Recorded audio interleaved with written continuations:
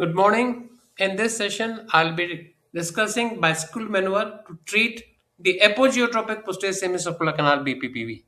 We published our original article, Physical Therapy for Posterior Semicircular Cupulolithiasis, a case series of 15 patients from South Rajasthan in August 2025. We described Bascule maneuver for the first time here, in which we used mastoid oscillations and obligor Bascule maneuver in treating 15 patients with posterior semicircular cupulolithiasis at South Rajasthan Otoneurology Center from January 2024 to Feb 2025. So, around 93% patients could be successfully treated within 24 hours with these two maneuvers either alone or in combination. Taking this ahead, we started doing the same maneuver in patients with apogeotropic posterior semicircular canal BPPV. Why we started this will be seen after we discuss this patient. This is a 48-year-old female presented with 1 day history of vertigo on getting up from supine and on lateral recumbency to either side. She also vomited twice during positionally triggered vertigo spells, a continuous non-positional disequilibrium over and above the positionally triggered vertigo was also complained by her. The right disc test during 1 minute of observation elicits a downbeating nystagmus with a torsional component. The upper poles of both eyes are torsionally beating towards the patient's right.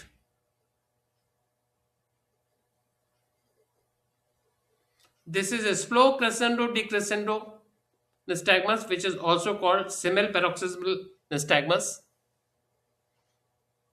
and is a characteristic of patients with apogeotropic posterior semicircular canal BPPV. The torsional component is directed to the non-inward side. So, if the upper corner poles of this patient during the right disc sulpike testing are torsionally beating to her right, it has to be the left-sided apogeotropic posterior semicircular canal BPPV. So, what did we do? We started the Bascule maneuver. In this maneuver, the head in the upright short sitting position is rotated, or we can say technically yawed 45-degree to her non-involved right side, and then is briskly taken in the face down position as you can see here, maintained for around 1 minute here initially.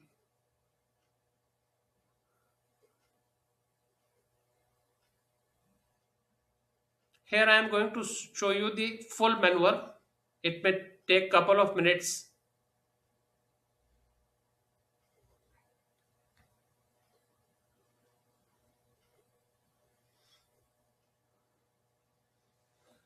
The upper limbs have to be kept crossed in front, and this should be avoided. She used her elbow to protect her from. And again, you can see in the nystagmus, which is downbeating, and here the torsional component is even more prominent. This is equivalent to this left side lying test, which is equivalent to the Dick Salpike test on the left side. So, in fact, she also had a left Dick Salpike test which was showing downbeat and right torsional nystagmus.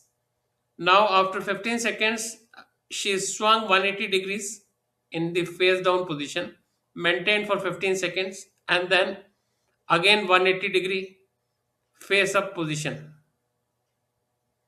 You can very well see the downbeat right torsional nystagmus.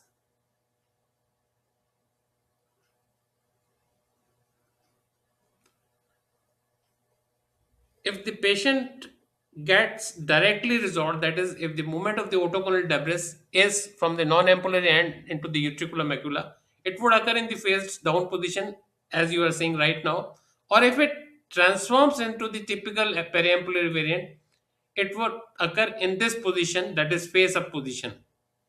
However, it is still showing that the otoconial debris is moving ampulloputary.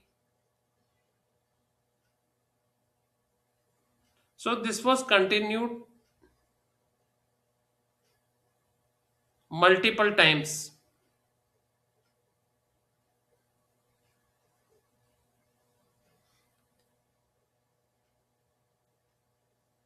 Should be done as briskly as possible. Now the nystagmus intensity has decreased, but it is still present downbeating, and still it is right torsional. What are we doing now is leveraging the inertial forces to disengage the otoconal debris from the narrow jammed portion of the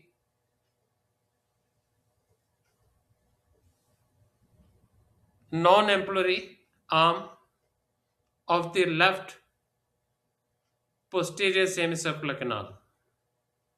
Why I am saying jammed will be discussed in last 3 or 4 slides. Again, downbeating and right torsional nystagmus is seen.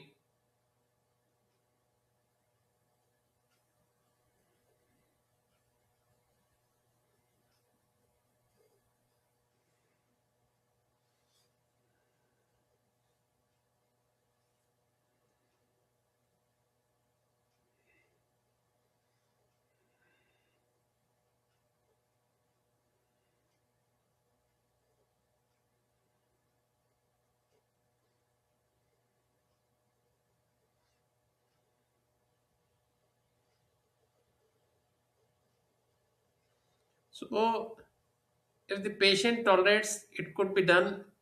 The face up and face down position may be done 10 times on each of the directions.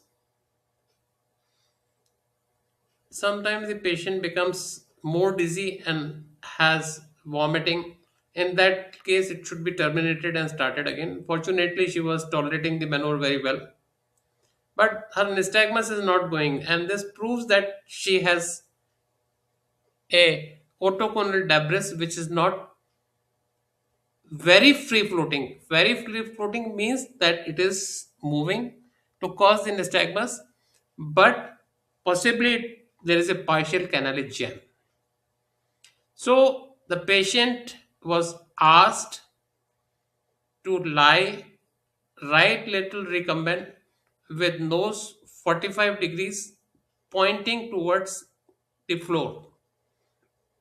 We repeated a right distal pike test after 4 hours on the same day. The right distal pike head hanging position did not elicit any nystagmus during 1 minute of observation. I am going to show you the full 1 minute of observation here.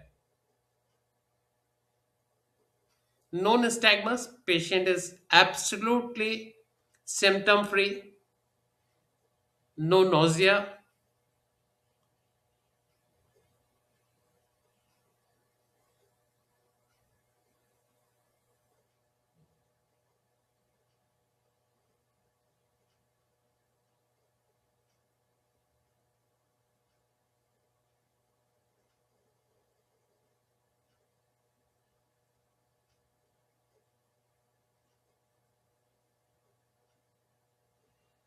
Even during retesting, the head hanging position should preferably maintain for at least 1 minute.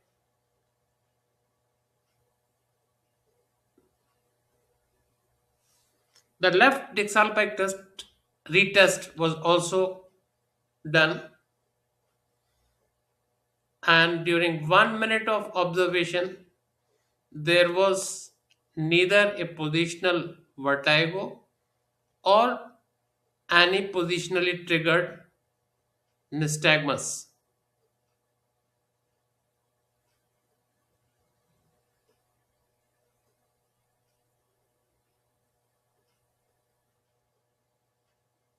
In fact, the patient vomited once after the Bascule maneuver session was done.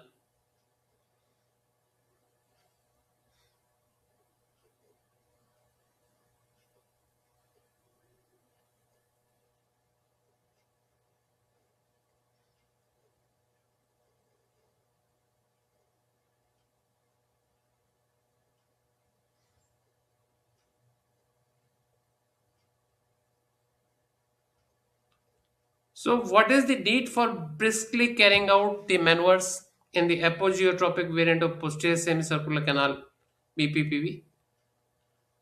This position of the otoconial debris, that is the non-ampullary arm near the crus commune, is a unstable position. Why? Because if the patient lies supine, it is expected to transform to the typical posterior semicircular canal BPPV, that is the periampullary variant. Or if the patient lies supine or bends forwards, it is expected to autocorrect. But this almost never happens. Why? Because a narrow semicircular duct or a large otoconial clot or both are almost always present in such cases. What are the clinical repercussions of such jam, that is the partial canalic jam? There is a continuous non-positional disequilibrium of unilateral hypofunctioning labyrinth. Indeed, reversible hypofunctioning labyrinth has been demonstrated in studies, and it is relatively difficult to reposition. This is an article of year 2021 by Andrea Castellucci. He found that the BPPV of non-ampullary arm of right posterior semicircular canal was diagnosed based on presenting positional downbeat nystagmus and selective right posterior canal hypofunction at the V hit.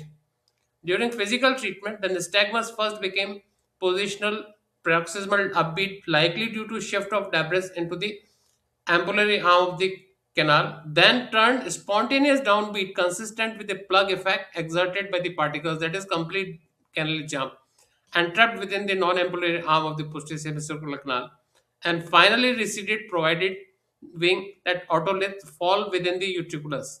Simultaneously, the V hit documented fluctuations for right posterior canal VOR gain as it increased to normal values and then severely declined and then normalized, respectively. So, this is one article which has proven that the V hit, if done in cases of apogeotropic posterior semicircular canal BPPV, not only demonstrates the hypofunctioning canal with the loss of VOR gains and their normalization on successful treatment. Thank you very much.